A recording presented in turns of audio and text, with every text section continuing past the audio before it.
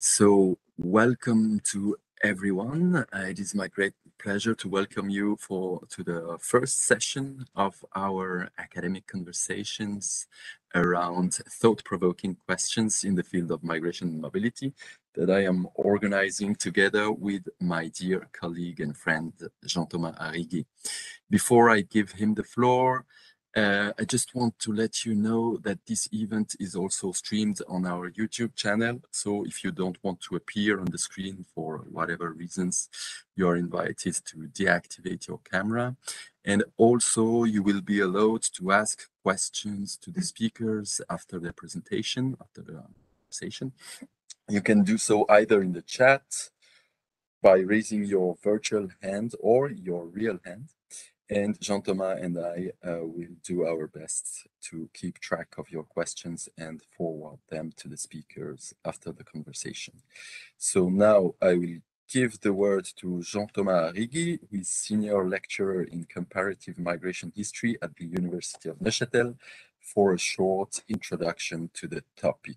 So Jean-Thomas, the virtual floor is yours. Thank you very much, Robin.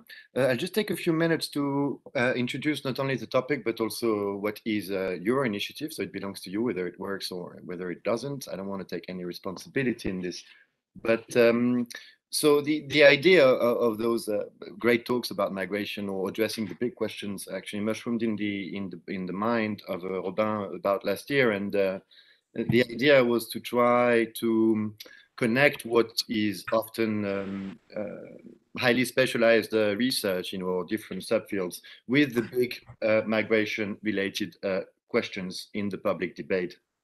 And I guess the aim was to bring to an interested audience what is crucially lacking in today's public debates, which is basically an empirically informed and nuanced response to a seemingly simple question. And it's not only what is lacking in the public debate, but it's also what we as academics are supposed to do best. So in some sense, we are asking our speakers to act as what Michel Foucault called the intellectuel spécifique, which is, in other words, as academics who do not claim to be omniscient, but certainly have something to say about this somewhat narrow, but also very deep area of expertise. But unfortunately, we had to go digital. So until about 2 weeks ago, we wanted to celebrate what seemed back then to be the end of the pandemic in a very nice cafe here in Neuchâtel. And that would have been the opportunity to actually take the university outside its walls and hopefully to meet in person that interested public that I just mentioned.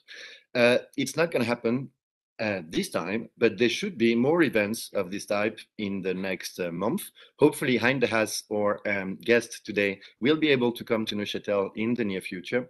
And we hope to see you across the digital screen in a not so distant future. So a couple of words about today's events. In today's conversation, we asked a deliberately provocative question. Are migration policies in Europe too tough or too hard? And we also made an impossible promise to tell you the truth about migration policy. But I think that we decided to frame that question in such provocative terms to reflect the intense polarization of the public debate in recent years. What we see that political parties provide an essentially ideologically tainted response to the question. And we, discussing it with Robin, we found that there was at least 4 such narratives. And those narratives are more or less weak according to where they are being deployed and take place, according to the electoral balance in the different countries. So to start with the radical left narrative. And the radical left narrative is pretty much one of return to dark times Europe, right? We're living in a situation that is proto-fascist or at least akin to the 1930s, and this looks all very bad. So it's not only about migration, but it's also about the retreat of democracy, or at least, at the very least, the retreat of liberal democracies at the core of Europe. The second narrative would be a left-leaning narrative, more center-left narrative, that would be that of Fortress Europe. It basically accepts that people and states have a legitimate right to control their borders, but they do so in Europe in a way that often contradicts their own existential commitment to human rights. And then as we move further rightwards, we have let's say a center-right narrative, and that would be that of the strainer Europe. Europe is actually a strainer. So the idea of the strainer is that policies are too soft, and even when they are not too soft and they're actually tough, they fail to be effective. They are ineffective in practice. De facto, they do not meet the presumed goals. And then, of course, you have one narrative that has been growing immensely in my home country, that is France, in recent months, perhaps recent years. I think it's been growing for quite some time now. And that would be the radical right narrative. And it's basically the great replacement narrative. And then there again, the idea that indeed we do not control our borders and policies are way too soft, but they are too soft on purpose because they are liberal elites in Brussels, but also elsewhere, that are orchestrating the replacement of autochthonous populations in Europe. So I won't tell you wherever my preference might be, but the idea of telling you the truth about migration is at the very least over-optimistic, for we know that the truth is nowhere but in the eye of the beholder. And today we asked two such beholders to address that question for about 15 minutes each, and then we have a conversation with the rest of the audience. But I think they're very privileged beholders because they've been observing the phenomenon from the window of a university, of different universities actually, because they've been roaming the earth in their academic career. And they certainly have something to say about the topic. So let me perhaps briefly introduce them, though most of you know them. Our external speaker today is Hein Haas, who's a professor, he's a sociologist and a geographer. He has taught and worked in the Netherlands, with the current situation, but also in Morocco and the United Kingdom. He's a professor of sociology at the University of Amsterdam, but between 2006 and 2015, he was in Oxford and he was a founding member and co-director of the International Migration Institute, which I believe he is still directing from afar from Amsterdam now. He is also professor of migration and development at the University of Maastricht. So, Professor De Haas, thank you very much for accepting the invitation, and we're very glad to have you with us. The second speaker is more familiar to those of you who are in the NCCR, or at least in person, because she's one of the pillars of this institution. That is Anita Manatschal, who's professor in migration policy analysis at the Swiss Forum for Migration and Population Studies here at the University of Neuchâtel.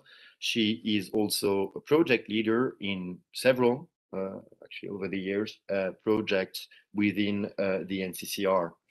Her research is at the intersection of political sociology and policy analysis, with a particular focus on migration and mobility. She has written extensively on migration policy in a multi-level perspective, placing the focus on the often neglected yet crucial role of regions in encouraging or inhibiting immigrant integration. So the way we proceed, so the idea is to not have a top-down lecture, but rather a conversation really with you guys, whether you're on YouTube or here on WebEx. So what we asked our speakers to do is to give a presentation addressing the question for about 15 minutes. We'll start with Professor De Haas because he has somewhat of a broader view focusing on the international level. And afterwards, basically the whole remaining time will be dedicated to Q&As. So you are free to ask, it's on a first come first served basis. You might ask the question by raising your hand or by writing in the chat or basically by writing something on YouTube. And I think Robin will pass them over to us. So please get ready to ask questions. And right, Professor De Haas, please go ahead. The floor is yours. Thank you very much for this invitation and the opportunity to share some of my ideas. I was also very much looking forward to coming to join you in Neuchâtel. Unfortunately, it's not possible. I happily accept the invitation to come over once it's possible later this academic year, hopefully. Well, let me move on to the question about European migration policy. Is it too soft or is it too tough? I would like to start with, perhaps now I like to bust myths about migration. But I think one sort of because we are so focused often on talking about migration policy and where it should be going or where it should not be going, and I think you were just nicely outlining these sort of meta-narratives, these 4 meta-narratives we have in European, I think, global politics about migration. It all departs from the same assumption. It's this idea that policy drives migration. And I think if you, from a sociological point of view, if you look at migration, everybody here, I think, in the room knows and realizes that migration is largely an autonomous social process that has its own dynamics and follows its own drivers, which are deeply social, cultural, and economic in nature. And of course, policies do have some influence on that, but because often we start to think about the policy, we sort of tend to overestimate almost what policies do. And I think that is a very important, almost preamble of anything I'm going to say right now. So let me try to be brief. I think the first remark you can make as a response to that question, there is no such thing as a European migration policy. We've seen that during the so-called refugee crisis about 6 years ago, when roughly 1 million asylum seekers came into Greece from Turkey. And we've seen the response. I would say there was no real response, let's put it that way. European countries tried to play their own rules and couldn't get their act together, which was in the end the reason why this so-called Turkey deal was concluded. It was more an act of the impossibility to get acts together and to, in a way, coordinate in sharing certain responsibilities and showing intra-European solidarity to address such issues. And I think that is really what shows that there is no such thing. And yeah, the explanation is political, of course, because immigration is one of those issues that goes to the heart of sovereignty. And we've also seen that in the Brexit dynamics, that is the most difficult to really give up for national governments. And yeah, Switzerland is not part of the EU, so that counts that even more for Switzerland, but even within the European Union, you see those national reflexes very strongly. And like I said, we saw it 5-6 years ago, a sort of lack of intra-European solidarity. Because if you look at such crises at the European level, realizing that Europe has roughly 500 million inhabitants, it's the richest economic bloc in the world. I mean, numerically speaking, Europe should be able to address that. It's not something we couldn't cope with, but I think it really shows there is no such thing. And if you basically follow the last 30, 40 years, it's very difficult to organize such a common approach. Having said that, I think you can see clear policy trends across not just Europe, but I'll focus on Europe, but across the Western world. And that's also what data we have collected, but also many other researchers have collected recently about migration policy seems to show. And I think you can identify 4 gaps. First of all, the huge gap between the tough talk and the practice. If you look at policy databases that we have been collecting, they really sort of question this overall narrative that immigration policies have become more and more restrictive, that we have slammed the door shut towards immigrants. That doesn't mean there are no, it seems paradoxical because we often talk about Fortress Europe and making it more difficult for migrants to come. But I think that perception is based on an idea that in the past the borders were open. And I think that is the real misconception, that, you know, restrictions have always been in place and have never really been lifted. What we see, some doors have opened, some doors have closed. We clearly see this on the European level. Inter-European migration has been largely liberalized, certainly within the EU. But migration from some categories of immigrants from outside the EU has become more difficult. Although the immigration of all sorts of professionals has actually become easier from wherever you go, come in the world. And in that sense, we have grown towards a sort of class-based immigration system where the higher skilled get more and more privileges in terms of their immigration rights. And the immigration, lower skilled immigration is more and more subject of controls. So we see a huge gap between the tough talk and the softer practice. What we've also seen in our research is that it is not true that left-wing parties are, if we look at policy practices, necessarily more lenient or more liberal on immigration than right-wing parties. And that is because these sort of anti-pro-migration divide, although that's a dichotomy in itself, which is not entirely reflecting realities, is cutting right across the left-right-wing spectrum, because the classic Labour Party standpoint towards the immigration of workers has not been that positive, whereas business lobbies have often lobbied corporate right-wing parties to allow more migrants in. So that's just one example I can give amongst many that question those quite simplistic divides. So we see a huge gap between tough talk and much more lenient practice. And overall, with the exception of border control policies towards regular migration, we see that migration policies actually become more lenient. If you look at the longer term, we're not talking about short-term responses to particular events, but on the longer term, we see more liberalization, that actually we see a turn towards more restrictions. So there is this huge gap. And the other, I think, second gap is this sort of impression, you also alluded to that in your introduction, between an impression we are getting about migration running out of control. And here I think images of boats and so-called caravans crossing borders on both sides of the Atlantic feed into this image of a growing groundswell of poor and desperate people trying to get in from poor to rich countries. But we also know from research that, first of all, that immigration is not as big as we often think. For instance, I've recently calculated that 9 out of 10 Africans coming to Europe comes completely legally with passport and papers in hand. So we tend to inflate these migration crises, particularly if you look at the longer term. And the reality of migration, which is quite a different one. And I think both, I would say, if you talk it in political terms, both right and left wing tend to tap into the same idea. Because on the left wing, it is often the narrative about global inequality, poverty, injustice, often created by the West, creating those massive migration flows, supposedly massive migration flows. And on the right wing, it's the other way around. You know, if you look at the center right side, it's more a cause to increase border enforcement. We have to stop these people from coming. And indeed, on the extreme right-wing side, it's this idea of replacement. The hordes are taking this over. But interestingly enough, you see that both left and right actually tap into the same myth, I would say. So there's a huge gap there. The vast majority of immigrants coming to Europe is coming legally, and I think that is something very important to keep in mind. We also know that most undocumented migrants actually came in legally and then subsequently overstayed their visas.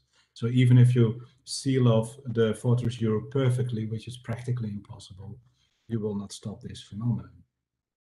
And that brings me, I think, what is probably the most important gap, if we look at political discourses and realities about migration, is on the one hand, yes, there has been a rise over the last 2 to 3 decades in Europe in sort of anti-immigration narratives, like we need to control the border further, we have too much diversity, we need less immigration. That has been one sort of narrative that has been gaining force, particularly since 9/11. But on the one hand, we have an economic reality that has gone in exactly the opposite way. We have seen since the 1980s an overall trend of growing economic liberalization, so-called rise of the flexible labor economy, precarious work, a growing role of recruitment agencies, private recruitment agencies. We're no longer talking about government recruitment. Hey, in the past, governments were involved in that. So this whole sector has been in a way privatized. And the entire liberalization of economic systems and labor markets have massively increased the demand for all sorts of labor that typically native workers don't want to fulfill, but migrants do, are willing and able to fulfill. Besides demographic trends like aging, increasing labor participation of women, and so on and so forth, has led to a spiking demand for all sorts of skills, from the lower to the higher end. So we see a political narrative that is juxtaposed to the economic reality. And I think that explains a lot of what we're seeing right now.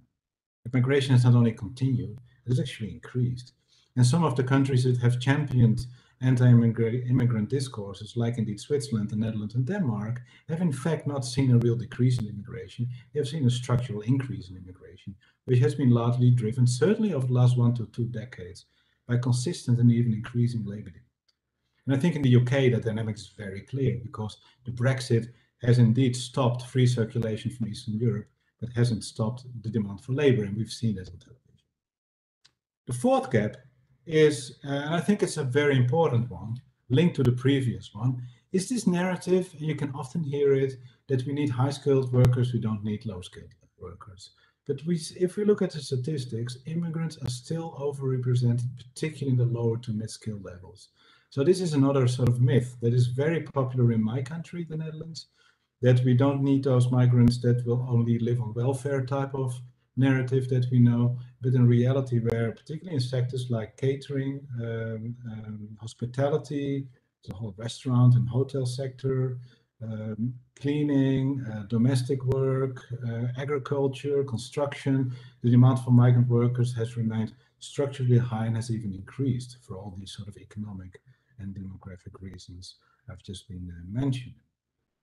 And in that sense, you see that juxtaposition between the official narrative and the reality on the ground has actually only increased over the last years, and labor pressures only seem to have increased, and labor shortages too. And I think this is the fundamental conundrum in which governments are right now. And what is happening right now in the UK, I think, illustrates all of that. Because I don't think it's a coincidence that we see an increase in illegal crossings into the UK. Although the media rarely ever links those events, of course, the high demand for migrant labor, the blockage of free circulation from Eastern Europe has, of course, led to a spike in demand for all sorts of migrant labor, often in the underground economy in the UK, that is increasingly filled up by migrants. So that connection is clearly there. And I think here, if I then, as a sort of final point, think about the future of this whole story, I think this is not tenable. It has to be resolved in one way or another. We see a political narrative that seems juxtaposed to the realities of immigration. And in a sort of ironic way, perhaps it's a bitter irony, that the accusation of the far right that governments let more people in than in reality they say, in a way is true. I wouldn't support that narrative at all, but I think there's a reality where politicians lack the courage to tell the real story about migration. And the real story about immigration is that governments have concluded all sorts of agreements to let in more migrant workers across all sorts of sectors. What we also see is that governments have willingly allowed the immigration of very vulnerable migrant workers. I can give one example from the Netherlands.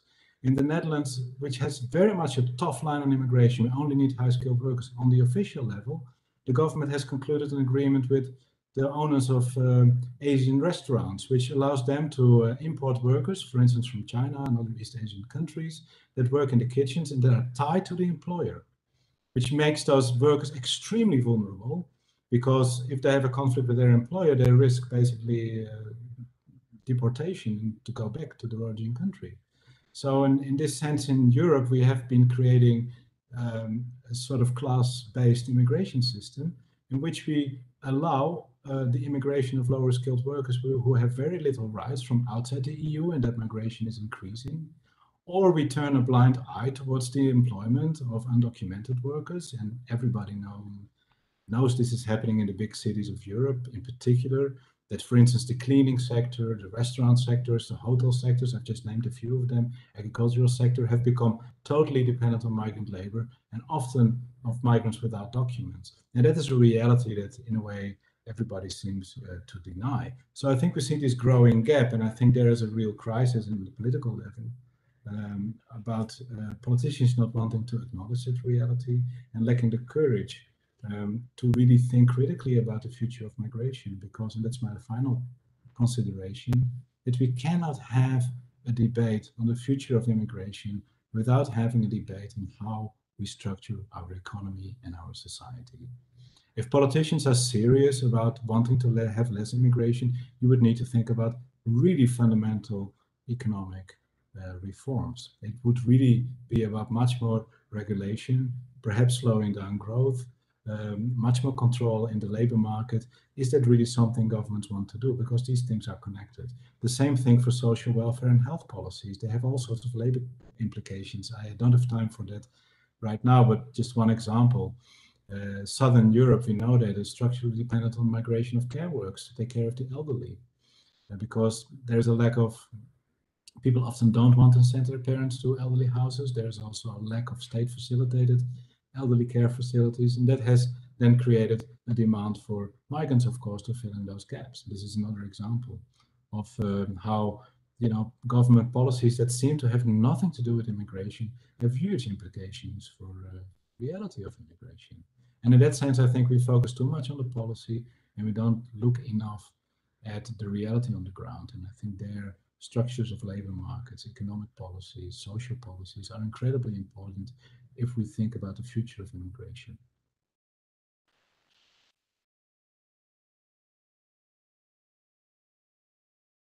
Thank you.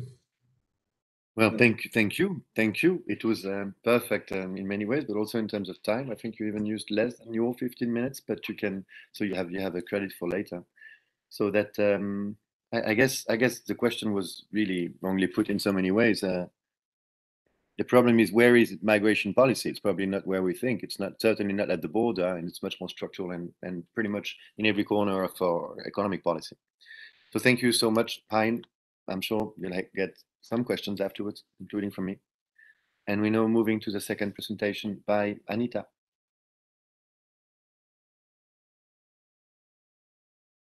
Thanks a lot. Thanks also from my side, Jean-Thomas and Romain, for inviting me. And it's my great pleasure to engage in this academic conversation with Hein de Haas. And I will now move on and talk also about this question of migration policies, whether they are too tough and or too kind. And so the two gives your question kind of a normative touch, and it would actually require a response from a normative scholar or a political theorist. And as you know, my approach to these questions of migration policy, at least over these last years, has been mainly empirical analytical. So I will not be able to say whether they're too tough or too tough, but what I can deliver from an empirical analytical perspective and a comparative perspective is I can identify which policies are more or less restrictive and also why. So I will also share a couple of slides because I would like to show you also some things, and I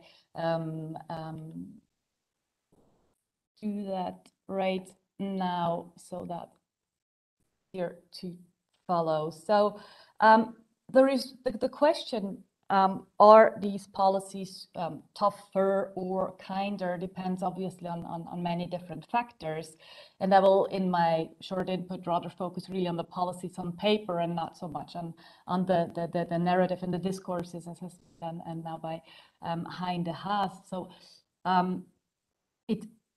policies on paper, so the question depends also on kind of the different fields of migration policies that we are looking at. So the subfields, so asylum or immigration or integration, as Hein de Haas's work showed. Now there can be different trends, more restrictive ones or more lenient ones, but it also depends on the level of governance, and that's something that in my view has been also more neglected in this discussion. So that's why I will be focusing on this particular aspect, and more specifically I will adopt this regional lens and perspective and look at regional integration policies in different countries. And in terms of geographical scope, I will look at these policies in the global north, in the European context, but also in North America, since we have been working on this in the past, and I can say something about this from what emerges regarding this question. So maybe one more word about why the regions. Well,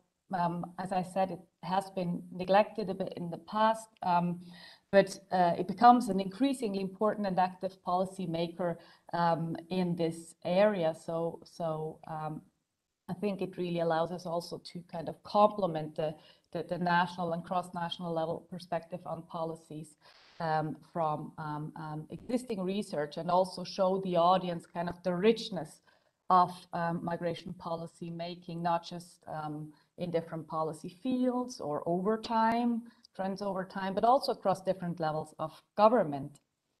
So what I will try to provide you in the next couple of minutes is a response to the question whether a characterization of the regional level, and is the regional level tougher or kinder than other levels of migration governance.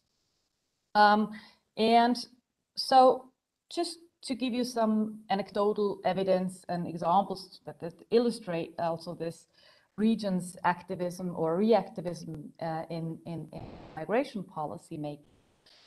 So you all probably remember Matteo Salvini's Salvini decree that he issued in 2018, and this very restrictive decree would have sought to limit to abolish reception and integration provisions for undocumented or also asylum seekers with pending decisions, and it was harshly criticized as inhuman, and that the decree would interfere with local and regional authorities. So here we're again, actually at the level of the narratives, of the political narratives. And so what this triggered was that in January 2019, Italian regions of Piedmont and Tuscany announced that they would ask the Constitutional Court to review whether this decree was compatible with the Italian Constitution. And on the other side of the Atlantic, in the US, about the same time, early 2019, 16 US states sued US President Donald Trump in February 2019 because he was invoking emergency powers to construct a wall along the border with Mexico. So these two recent episodes show that regions increasingly compete with national and supranational actors for the ownership of the regulation of immigration, asylum, and in particular also integration, and that they're increasingly setting their own distinctive policy priorities. So from a theoretical point of view and departure, we can identify kind of two trends towards regionalization, the rescaling of social policy to the subnational level, and also global decentralization reforms, which led to an increase in regional authority and also autonomy in integration policy making. And just before I move on, and since this term integration policy has also very strong normative connotations, and it's also a contested term, let me just briefly clarify the empirical analytical approach to this concept, also in line with established international concepts and definitions of the term. So these policies, we define them as the policies that steer the socioeconomic, cultural, religious, and legal political integration of immigrants. And this point of departure motivated my colleagues, Verena Vistaler, Cristina Zuber, and myself to systematically take stock of this regional policy-making activism, also engage in a systematic and comparative analysis of immigrant integration policy making, its political drivers and outcomes in Europe and North America. And we studied these questions in this special issue in the following countries: Belgium, Germany, Switzerland, Italy, Spain, US, and Canada. And just to pay tribute to the amazing work of our colleagues who contributed to the special issue, you see here a list of the contributors and on which aspect of regional integration policy in the different countries they have been working on. So something that comes out from this research actually very clearly is that as a consequence of this devolution and decentralization to the regional level, regional integration policies constitute a steadily growing realm of legislation in both classical and also newer immigration countries, and also in federal, but not only, it's also in let's say, quasi-federal countries such as Italy. So regions indeed make active use of their newly won competencies. So, for example, in the 2000s, all but 2 of Italy's 20 regions had their own integration laws, as Christine Zuber showed in her contribution to this special issue. And in the US, we could observe that state-level legislation activity in US states doubled over only 5 years. And you see also an illustration of the body, kind of the corpus of policies that has been enacted in the different regions in Germany, Spain, and Italy on the left, and in the US on the right. So what we can see is that regions have been differently active. So some regions were very active, others a bit less. So Georgia, California, and Georgia were rather very active regions. Wyoming or Oregon did not enact many policies. And when we talk about these policies, just to give you an example for instance, access to social benefits. So here we go, for instance, whether undocumented migrants have access to or asylum seekers to unemployment benefits. So if that is given, then the policy is inclusive. If this access is denied explicitly, then the provision would be that the policy would be restricted. So one question that emerges if we look at these bars, which show policy activities, okay, how can we characterize this activism, this policy-making activism, this body of regional legislation that is emerging and that is growing? And since I am interested in a relative response to this question, let's have first a look at the national and the local levels of migration governance, which may help us to characterize also the regional level.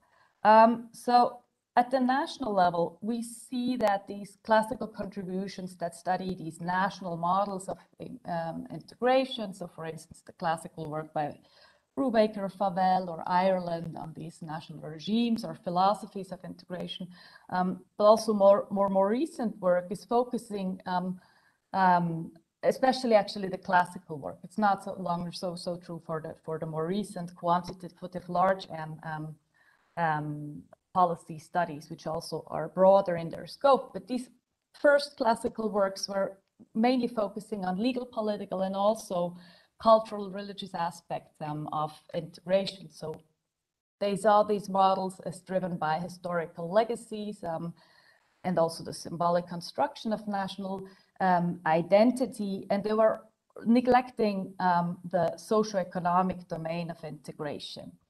So the focus was really on questions of national closure, of who belongs and who does not, and how can those who do not belong become members, and for instance, via processes of assimilation, etc. So, and of course, you all know not all nation-state integration policies are assimilationist. There is a strong variation. Switzerland is typically classified as or characterized as a clearly assimilationist country, or Canada as a clearly multicultural country, if we look at the work from Kimlicka and Banting on these questions. But as I said, I'm interested not in the comparison across countries, but relative to other levels of government. And in that sense, national policies are clearly driven by a different logic, which tends to be more exclusive than the logic that is driving, for instance, local policies. So at the local level, political decisions directly meet with policy implementation and also delivery of public services, especially within the socioeconomic domain. So this proximity between deciding and implementing, and also the stronger involvement of NGOs, which are client-oriented or immigrant supportive, in this local policy making and implementation also explains why local authorities often follow a less symbolic and more pragmatic approach than nation states. And that leads then often to more inclusive policies that aim at empowerment of migrants or also overcoming marginalization. So the question that is in the room, in a way, you see this geographic sandwich position of the regions, and the question is, okay, are they also in between their logic of migration policy making, or are they closer to the national symbolic narratives, or do they rather resemble local pragmatism, or are they completely different? So what emerges from our research and what we kind of learned from this research in Europe and North America, and this is my last slide and input. So we clearly find that regions, subnational regions, ordinary and also ethnic minority regions prioritize. Now, I'll say something about minority regions and specify that later on, but overall they prioritize immigrant socioeconomic needs. So we also see patterns of this local pragmatism, which characterizes actually the local level. So we saw the strongest regional activity, policy-making activity in the socioeconomic domain. And if you paid close attention to the bar charts that I showed you in the beginning, you could also already clearly show that by far most policies are enacted in this socioeconomic domain. And that confirms also the literature on regional models of social welfare. which show that the nation state is still an important redistributor of income, but in many places, regional governments are now the key actors responsible for the allocation of public services. Second, and that kind of maybe only seemingly contradicts what Hein Haas said before, or is in contrast, we really find that party politics matters at this regional level, as it is also documented in some of the international comparative research, with leftist regions adopting more inclusive and pluralist policies, and right-wing regions favoring more exclusive and assimilationist policies. So party politics seems to be more important than economic considerations or demographics when it comes to formulating these regional integration policies. Third observations, and that was also in line with what we kind of expected, minority regions focus more on culture and tend to be more assimilationist. So by minority regions, we might mean, for instance, cases like Catalonia in Spain or South Tyrol in Italy. And in this sense, minority regions resemble more nation states actually than, or the logics of integration policy making nation states than ordinary regions. And the last point, we also see path dependency matters at the regional level.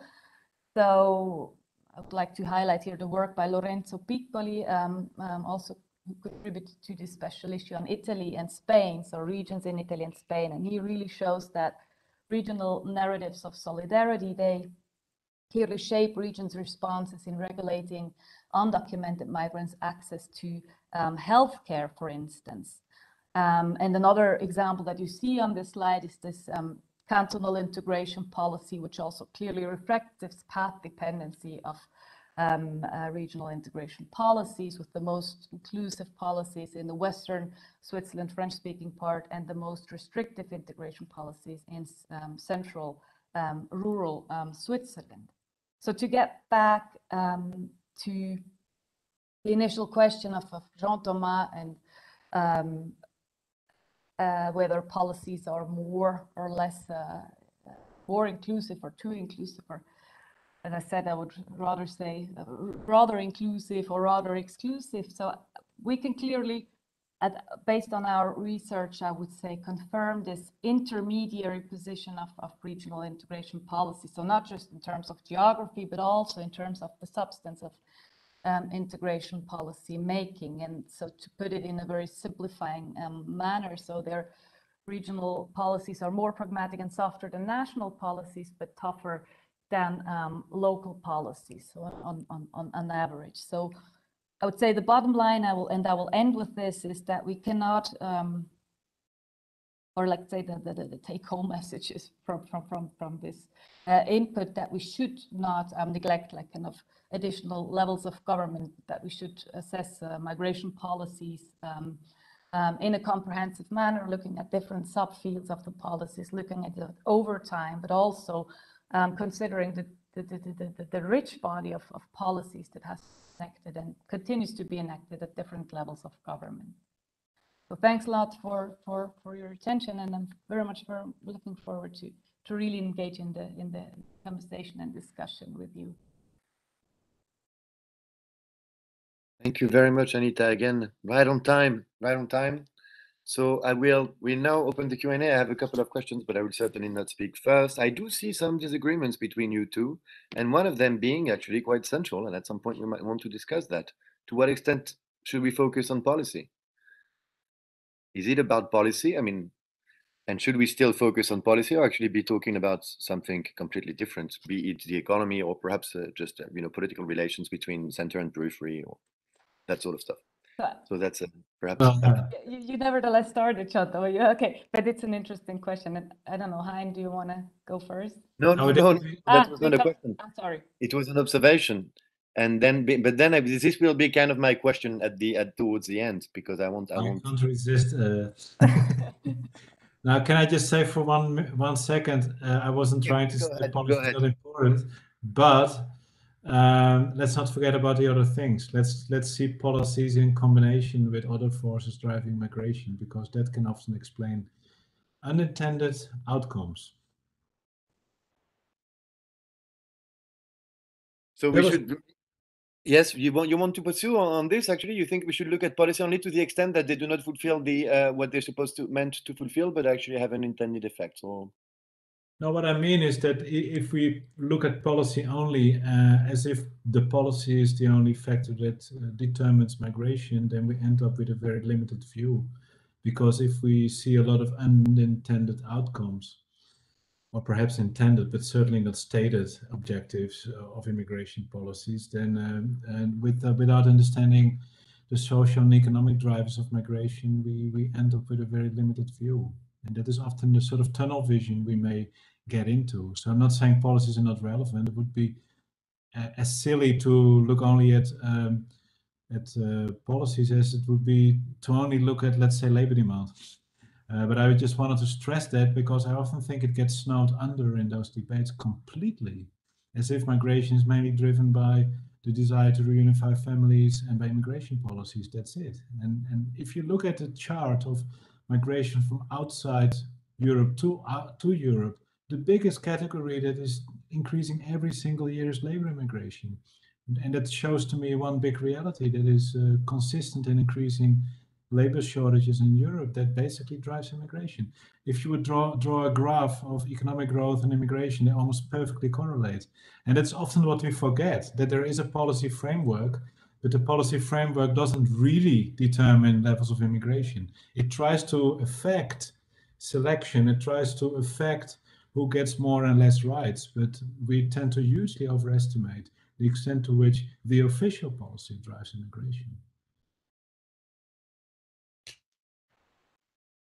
yes, of course, Anita. Yeah, I would just allow myself to follow up also on this point. So yeah, I certainly agree with Hein that many other factors are very important and often not considered in the picture, and this certainly holds for migration flows. I'm not the expert on the flows, but I clearly assume that this is the case.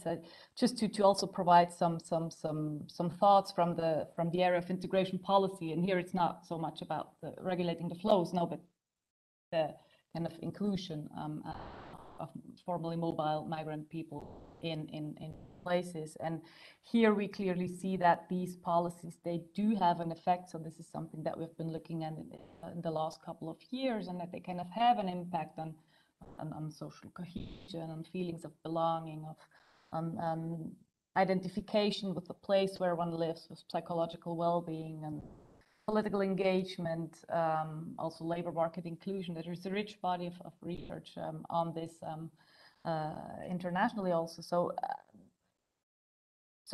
the policies, they also do matter. That's just the point I would like to make, especially in the field of integration policy. Yeah.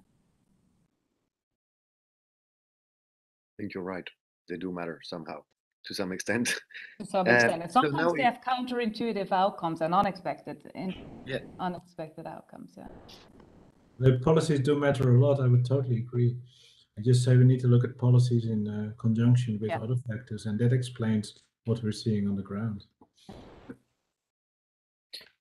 So I will shut up now. I have something, and I will leave the floor to. We have hands raised. Yes, Gianni D'Amato. Yes, I'm here in the railway station in Zurich. So I congratulate you, Jean-Thomas, and Robin for this initiative, and obviously I welcome Hein and Haas to Neuchâtel, at least virtually. It would have been a great pleasure to have you here in this beautiful city on the lake. And obviously I was listening to your talk as much as to Anita's. And I was asking myself on an issue you raised at the very end, which is basically the denial of reality, which we have followed a little bit everywhere in Europe. And it came also to accept that there has been a transformation by the population. The dictum of Helmut Kohl that Germany is no country of immigration has long been existing, although there were millions of people coming from Turkey and other agreement countries. But maybe if there is a divergence between you and Anita, there is nevertheless also a diachronic distance between you, Hein, who are looking at the at the flows of immigration and how basically the labor markets are inducing people to come. But Anita has, to a certain extent, changed and shifted the focus to the issues of inclusion and integration, and also to all the measures, the policy measures to let those people who have come in become part of the society. And there, I think there are nevertheless cleavages and disruptions within many, many countries in Europe. I remember, for instance, also the Netherlands, who was the champion in multicultural integration policies. And this has become basically a combat term in the last 20 years in the Netherlands, but not only. So what do you think, both of you, on this denial and on the differentiation between migration policy as flows or migration policies as issues of inclusion? Thank you very much, Danny. So just go ahead. Whoever feels like speaking, inspired, can just go ahead whenever there is a question.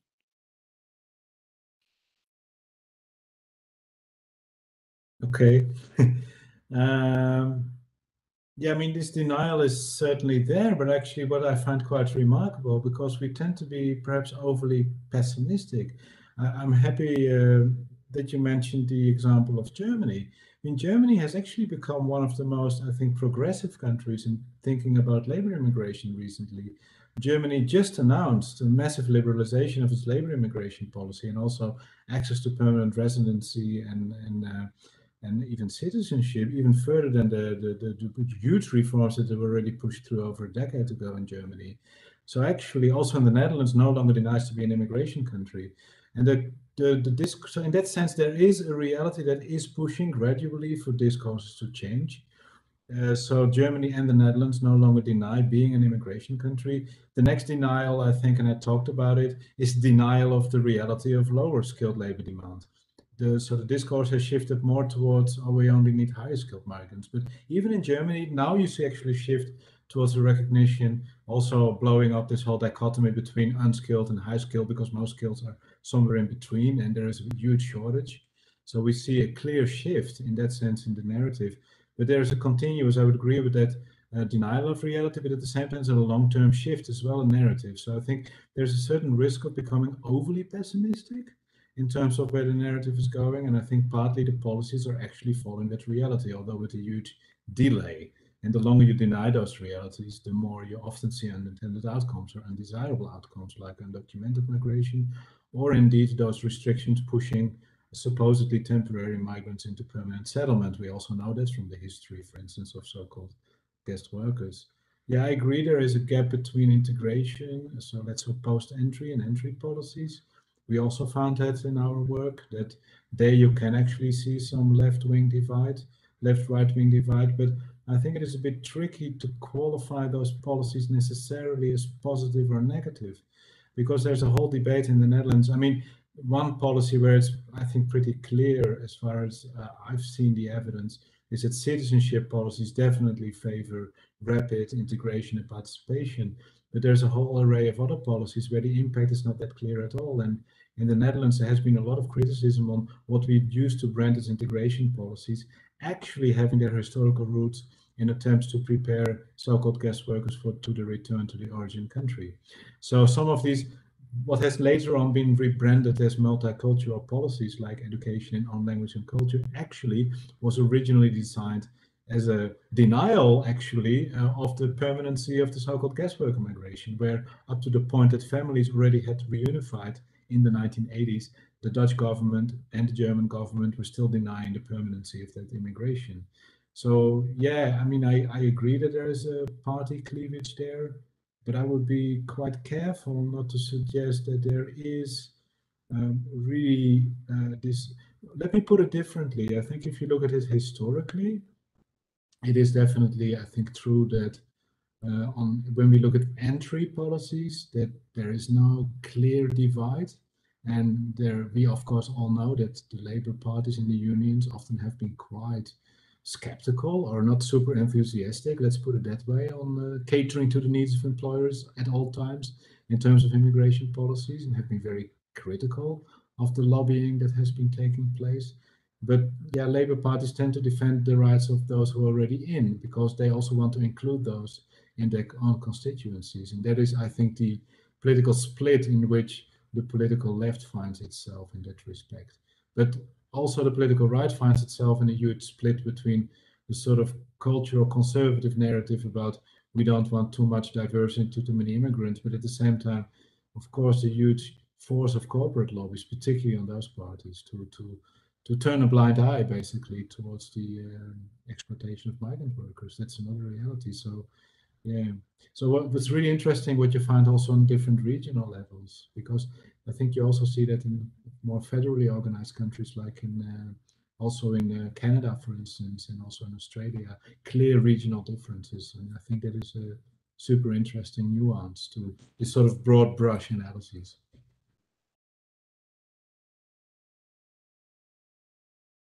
Thank you, Hein. We have Lorenzo. Would you like to say something, add something, Anita, or are we moving to Lorenzo's question?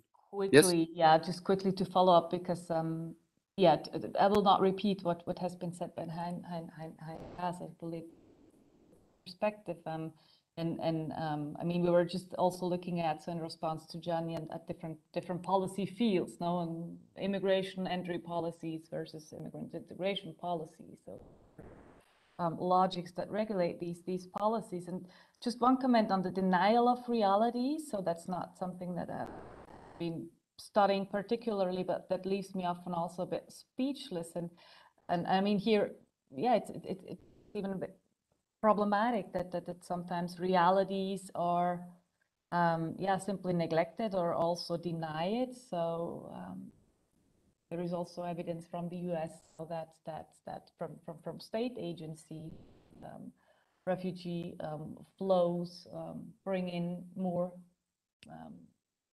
in kind of revenues, state revenues, than they cost.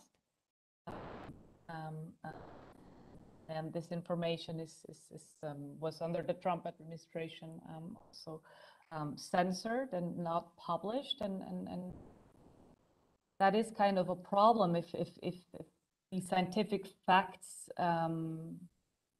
which exist and which are documented, when they're kind of not finding their way also in the public discussion.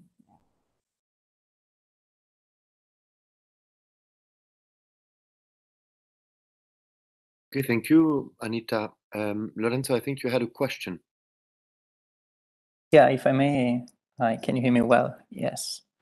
So I have a question that is both obvious in a way and unfair in another. So I'll just pretend we are actually sitting in Neuchâtel together in a nice informal atmosphere with a large crowd, and we can use perhaps preliminary evidence to speculate a little bit, because my question, as I said, it's an obvious question, is on the COVID-19 pandemic. When I wonder on whether migration policies are becoming tougher or softer. One other question that I have is whether the pandemic does make a difference at all. And obviously, listening to Hein's presentation, there are different ways we can look at it. One can think that when we look at policies for the inclusion of migrants who are already in European countries, perhaps there is a case for those policies to become softer in a way because of the debate on essential workers, many of them being migrants. Also the observation that it's convenient for governments to expand healthcare and housing rights for migrants during a pandemic. Then if we look at admission policies, that may be the case for making them more restrictive during the pandemic. I have no idea. So the question is obvious. One obvious answer can be, it depends. Perhaps to twist the question a little bit is whether there will be some consequence of the pandemic at all in terms of policies becoming more restrictive for some types of migrants and less restrictive for others. As I said, it's still very early in this pandemic, unfortunately, so perhaps the answer may not be fully based on academic data that we still lack, but also on a bit of speculation. And I think it applies both to national governments, discussed by Hein, and subnational, regional, and local governments discussed by Anita. But thanks a lot for your inputs and discussion. So who feels like speculating? I can maybe go first, and then I can follow up. So I mean, it's really speculating whether it will have a lasting impact. I mean, I think the bigger question is even, will this pandemic be ever over? So that's the more worrying question right now. But I mean, one thing that the pandemic kind of learned or taught us, and that was really interesting, is that, and actually, I mean, personally, I wouldn't have thought that this is possible, and probably many other people's as well, that you can shut down the borders so quickly. So in such a globalized world, it was very quick that borders were shut down. You couldn't move anymore. You couldn't travel anymore. And the world kind of went on. It worked in a way.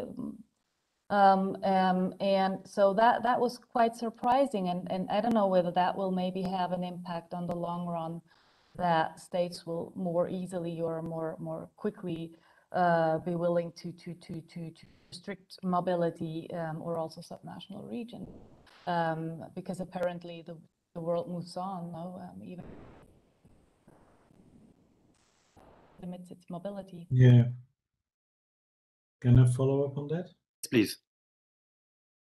Yeah, I'm you know, as we've seen in previous crises, like the global economic crisis, like around 2007, 2008, and the previous crisis, I would say, I don't think those crises seem to affect the deeper structures of our economies and labor markets. And from that point of view, yeah, there's a short-term impact. Of course, we see, and you're right, by the way, that governments have a huge technical capacity, bigger than ever, if they really want to shut a border, but they don't want to. And I think what happened during the pandemic year already was so clear that there was a huge skill shortage of farm laborers, again in the UK, but also other Western European countries. And they were literally flown in from Bulgaria and Romania, literally, despite all the travel restrictions. And to me, that is the smoking gun evidence that, you know, even in times where there were so many reasons to stop mobility for a while, the pressures were huge. And I think another indicative, I think the UK is a great natural experiment almost. What would happen if you stop free circulation? Well, it doesn't eliminate the labor demand for all those essential jobs. That, I think the pandemic showed that too. Because as far as we've been sitting at home, these were generally people occupying rather elite jobs like us. We had the luxury of being able to work from home. But who was delivering the food to our homes and all the other things? These were often the so-called essential workers.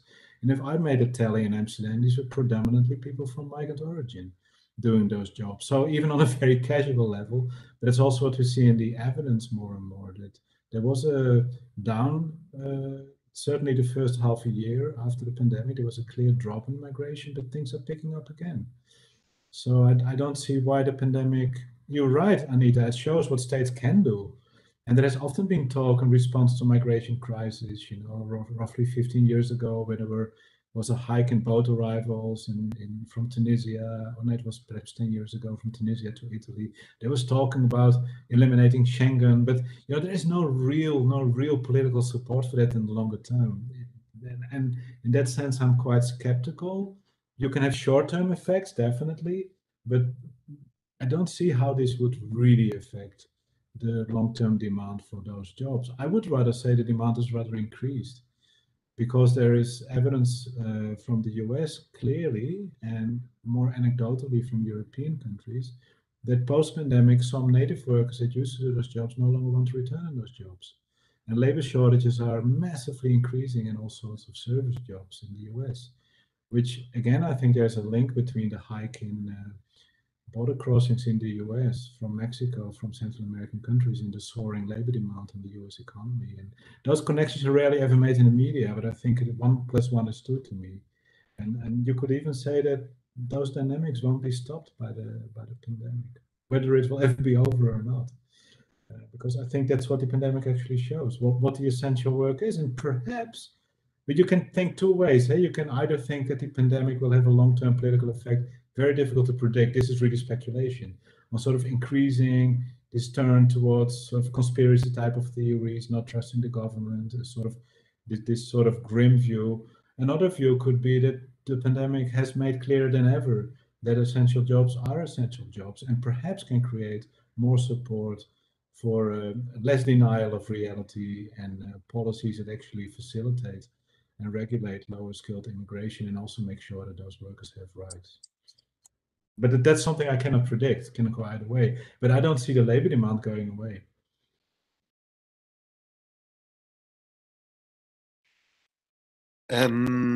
We have another question by Leah Portman.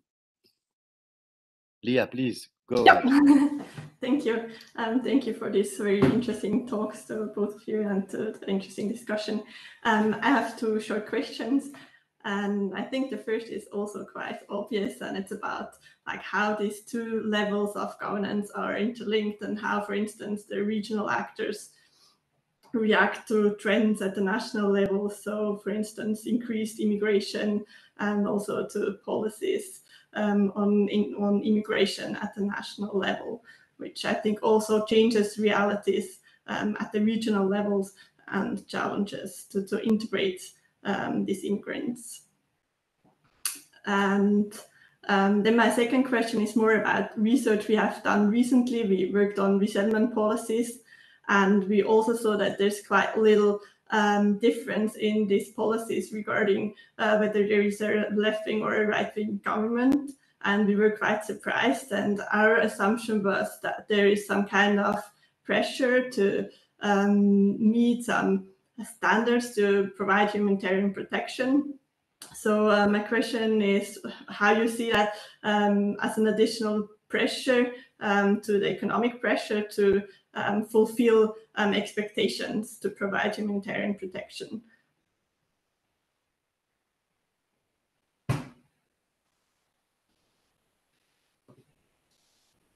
I don't know, maybe we can... Are we supposed to respond, Jean-Thomas, or shall we first collect questions? I'm very sorry, I had a little computer problem. So you just step in. Worries. And I wanted to say perhaps just a quick announcement. We have quite a few people on YouTube, and feel free to ask your questions on YouTube as well. I think you can do so on the chat, and then Robin will pass them over to us. So yes, please step in. Yeah, I'll maybe respond to the first question because it regards the interaction between national and national and subnational or regional levels of policy making. So yes, as I provided some examples in the presentation as well. So there is obvious this interconnection of kind of multi-level governance also that is happening. So these levels of governance, they are clearly interdependent, and there are different ways and channels of interaction. So what we observed is on the top-down level that these examples that I provided, that the regional level is often reactive against restrictive national policies that have been enacted or propositions that have been made. So Donald Trump is an example. Salvini, both actually quite extreme examples, but they show how the regions oppose those restrictive turns at the national level. So these are examples that I could think of, and from the bottom up, that's also something that we observe, but that is not unique to kind of this kind of migration policy research, but to studies on federalism more generally, know that these subnational regions, they represent often policy laboratories. So kind of Switzerland is the paradigmatic example. They are often also that certain policies are first tried out or implemented at the local level or at the regional level. Even in the most recent reform of Swiss asylum policy, know that these federal test centers, they were first tested in specific regions, in Zurich and then in Boudry, in the French-speaking part of Switzerland, and then implemented at the national level. Or also some policy measures that are now at the national level, or principles of immigrant integration, this famous slogan of fördern und fordern. So integration should be to demand, require integration, but also to encourage integration processes. That has been something that was first coined in Basel-Stadt, in the canton of Basel-Stadt, and then when the integration delegate from Basel-Stadt went to Zurich, she took it, she implemented it there, and then it spread around the country, and then it became, in the end, also a national principle of Swiss integration policy making. So clearly these policies, they also travel across levels. There's often also this bottom-up learning. So these are just two examples of how the levels are obviously and definitely interlinked. Okay. Hein, would you like to add something to that? Well, one element of the question, I think, was on the comment was on sort of these pressures, and I think one important reason we also observed in our research why policies are much more stable than the narratives, and also why there is much more international convergence in terms of rights given to migrants is that most states have subscribed to a whole set of fundamental human laws, human rights, and that constrains. I mean, theorists like Jobke and others have already said this 20, 30 years ago, that really constrains the leeway in what democratic states can do. They try, of course, to push it as much as possible, but there are certain constitutional limits. The right to family life is, I think, the best example, because one of those forms of migration that states have found very difficult to stop is family migration. They would love the workers to come, but not the families, but in a way they cannot stop it in the longer term because it's a fundamental human right to live with your family. And this is why we often see, for instance, that European courts overturn national level decisions that have been taken place based on the fundamental human rights. So that is a sort of legal constraint framework that in a way limits what states can do, whatever politicians may say, and that provides a sort of international framework. Of course, states try to push that. You particularly see it with refugee law and the so-called pushbacks on the European borders. You clearly see efforts, but you also see the noise it generates in terms of protests. So there is a clear factor there that constrains states, both legally, but also in terms of their own sort of image. So there is, I think, a framework that explains some of that. Thank you.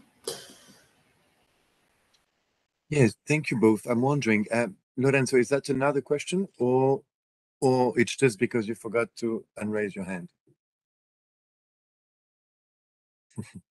Right. So actually, do we have questions in the chat, or so I would have a couple of questions, provocative questions, because that's what we do here, provoke. No, I really liked. It's something that I always felt actually, that migration is not about migration, and that migration policy is not about policy. So I wonder but the problem is then it takes us pretty far. I mean, where do migration policies stop, and what should the public debate be about? It seems to me that, a long time ago, someone said that there was such a thing as a liberal paradox, but there seems to be a liberal voter's paradox. He or she doesn't want to give up anything on his lifestyle. That lifestyle is very much driven by, economic policies that allows for a variety of things. But one of the indirect effects of those policies is the fact that it stimulates immigration irrespective, pretty much, of immigration policy. And the liberal voter doesn't want to have more migrants, right? So I wonder whether framing the issue in those terms could be helpful. And then I have a question along the same lines to you, Anita. I wonder the extent to which immigration policy is about immigrants. It seems to me that in a lot of regions, it's much more of a demonstration effect or a claim, a discourse that they make, especially in a context of where there is disagreement with the central government. I mean, if you think of the US, basically, I wonder the extent to which sanctuary cities, but mainly sanctuary states, it was not so much about immigrants or providing for a more inclusive environment, but rather it was a way for regional politicians to get some time on national television, like some kind of a springboard for regional politicians, and perhaps even for the Democratic Party at large to play the opposition card.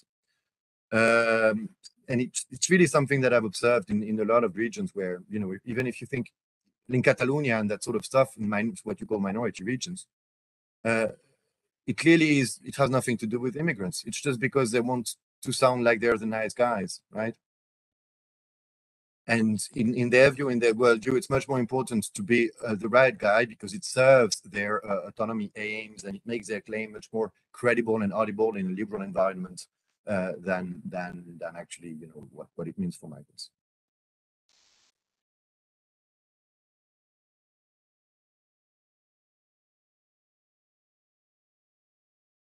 Do you want to go first, Hein, or shall I? Yeah, go ahead. Okay. Yeah, it's still fresh. So it's the last question, so it's still fresh in my head.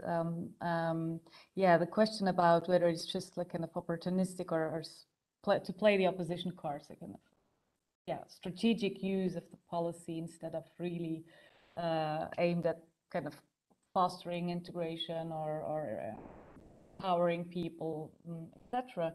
And yeah, of course, that's probably also part of the story, I would assume,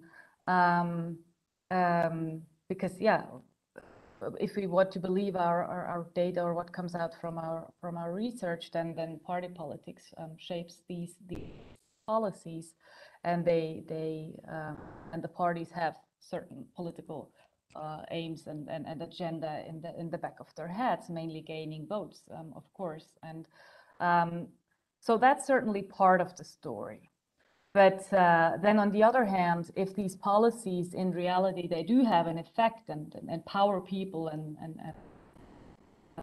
encourage them to turn out to vote, for instance, naturalized citizens, for instance, or jus soli citizens, then yeah, they're nevertheless also effective. And on the other hand, I do not think it's just all about kind of play the opposition card or opportunistic behavior of regions. I don't think that that's the case either. I mean, if you think about certain, yeah, kind of policies that are enacted there that are much more the expression of, as I said before, and this has also been shown by some of the by Lorenzo Piccoli, for instance, so much more the expression of kind of traditional narratives also of belonging, of solidarity, of who is included in a community and who is not, and obviously in minority ethnic minority regions, which you know, we've been working on this,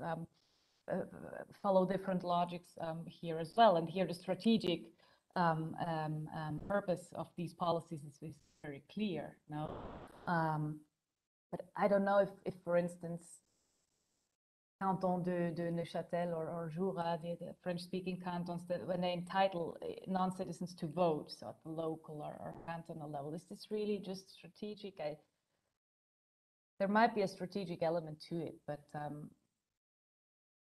research from colleagues would rather suggest, so from our colleague from Basel, Alois Stutz, would rather suggest that regions are more likely to franchise non-citizens when the costs are not so high, so when there are no immigrants, so when they cannot have a too strong voice. Yeah, opportunism may play some part in this party political strategic consideration, but it's certainly not the full story. Okay, I can follow sure is up. not. Yeah, can you hear me? Okay, I think, yeah, where does migration policy stop and where does it end? It's a good question, but I think we cannot look at migration policy in a sort of disconnected way from other policies, but I also mean it at a narrative level. I think, first of all, it's very important to make a distinction between political narrative and public opinion. Public opinion doesn't show at all there is a turn against immigration. Public opinion, if you look at all these European surveys that have been done, actually shows it's pretty stable. Most citizens have pretty moderate opinions about immigration, quite positive opinions about labor immigration in most cases, and actually opposition against immigration is highest in regions with low immigration and also countries with low immigration. There are some exceptions, but it's the broad pattern. But you cannot, I think often people make that very gloomy assessment about narrative has shifted to the right, public opinion is shifting to the right, Europe is turning xenophobic. Actually, it's falling into the trap of believing what the narratives say, reflecting reality.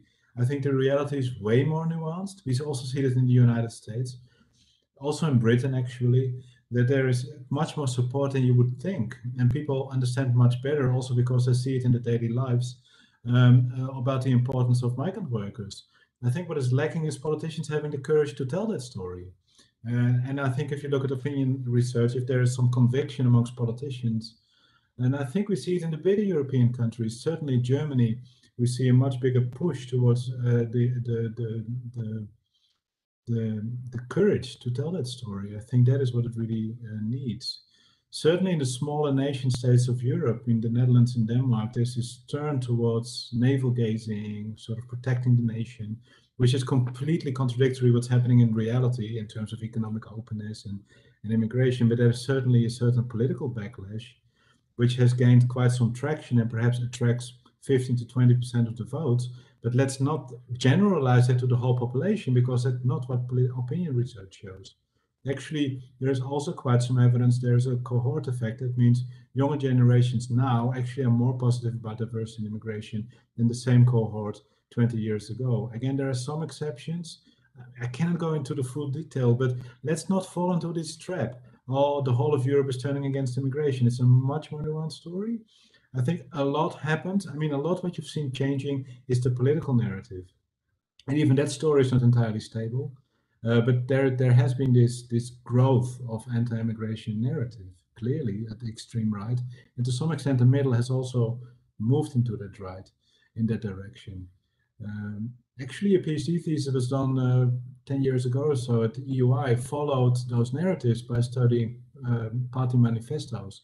And it shows a clear going back and forth of those narratives, swinging to a more nuanced, to a more anti-immigration sort of stance, which was very dependent on the success of the extreme right.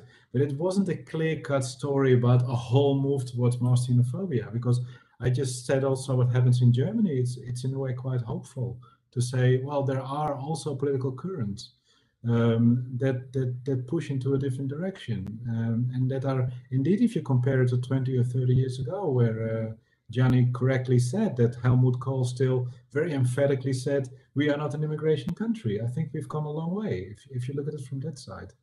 I don't want to run a sort of everything is fantastic story here, but I also think it is very dangerous to sort of deny the reality also of public opinion being totally different one from often what you hear in a newspaper. But even on a political level, I would say there is change, at least in some countries. Other countries seem to be much more stuck in this reflex, this nationalist reflex, in the fear of the extreme right. I think France is another good example of where the political middle seems paralyzed by this, and the Netherlands exactly the same. Issues have paralyzed the political middle to say anything in terms of acknowledging a new reality. But I think eventually that reality will be there. There are very fundamental demographic and economic forces that are not going to take this reality away. There's a huge disjuncture and tension, and nobody can predict how this will be resolved. But I do think there's also reason for, from a political point of view, to recognize there is also an electorate that is sensitive to moderately positive views on immigration. I think the danger is to fall into the other trap, and that is the political trap of the migration celebration narrative, as I call it. That is sort of only representing migration as an unmitigated benefit for the economy, for society, for culture, because there's quite some good evidence. For instance, if you look at the economic impacts of immigration, well, it is sure there is no evidence showing that migrants take away jobs or drive down wages massively, so that narrative has no root in evidence. But most economic studies seem to confirm that higher income groups benefit way more from immigration than lower income groups, and that lower income groups barely benefit at all from immigration and sometimes lose out on the margin. So it's not a huge thing, but in that sense, it is logical that the way we organize immigration right now that massively benefits the already better off. And the same for migrants themselves. So in a way, we have set up an immigration system that privileges the already privileged, because a lot of migrants are serving those who are better off in the Western economies. And of course, also migrants with more skills and diplomas also benefit way more for that system. So it is clearly a quite exploitative immigration system that we've set up. And so you cannot disconnect any debate on immigration from a broader debate on inequality and labor markets, economic openness, and so forth, and so on and so forth. And I think that is really where the debate should be pushed, and where I think researchers should push the debate and push those realities into the public realm, and our public contributions talking about immigration, push those realities. Because I do see a certain danger in migration research to overly focus on issues around integration and identities. And that is an important research area, but we tend to forget that very important reality that's on the ground, that sort of denial of reality Gianni was also talking about. I think that is something that's very important. And that is not a political statement, it's a scientific analysis that we see this huge gap and this disjuncture. And I think the public, in a way, needs to be more aware of that. And most polls seem to show that people understand if migrants come to work, that they fulfill some useful function in the economy. But because the left hasn't really dared, I would say, to embark on this issue, they've basically let this whole agenda slip out of their own hands. So I think there is a huge paralysis here and a fear to talk about these things in public, and that's why we see that, and that's why I started my, you know, what we often see with the extreme far right, they often make observations that are not entirely untrue, like that there's a huge gap between political rhetoric and reality of immigration.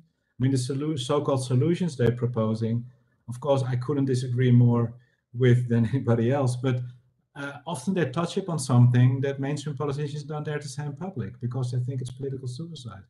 I think that is not true. And I think what's happening in Germany right now shows us the way in that sense. Thank you, Hein, and thank you also for your optimism, because you know, I'm very much looking into. I'm very addicted to the French presidential campaign that started about 2 years ago, because you know, it's reaching a climax, you know, and there is such a shift to the right, and there the discrepancy between facts and discourse are reaching. I mean, we're certainly living in a fantasy world where the whole, you know, post-COVID issues seem to gravitate around laïcité, the place of Islam in society, and immigration. So it's indeed very good to also look at what just happened in Germany. And, so I think both of you, we're moving, it's almost the end, unfortunately, but I think you both showed us that for one thing, we do need nuanced answer. That the answer is not necessarily around migration, but sometimes we have to look elsewhere. And you certainly definitely showed us the importance of not touching ground with reality, and perhaps your role as academics, and to some extent perhaps also mine, to actually try to perhaps not, at least narrow the gap between fiction in discourse and reality on the ground. So I thank you very much for that. I think Hein, you will actually still be present tomorrow for a much more studious workshop. And I hope to see you somewhere, sometime, not so long, in not too much time. So thank you. Thanks a lot. Thank you. Robin, are we all good? Yeah, thank you very much to all of you. And this is just to say, yeah, of course, that we have a workshop with Hein tomorrow morning for those who are still here. And also I invite you to the next public lecture organized by the NCCR on the Move is on the 20th of January, and it's going to be about migration studies and colonialism with Lucy Mablin from the University of Sheffield. So I invite you also to join this public lecture. And with that, I would like to close the session, and thank you again for your attention. And thank you to the speakers. Thank you. Bye-bye. Thank you. I won't be present tomorrow, but thank you so much. Bye. Okay. Thank you. Bye-bye. Bye-bye.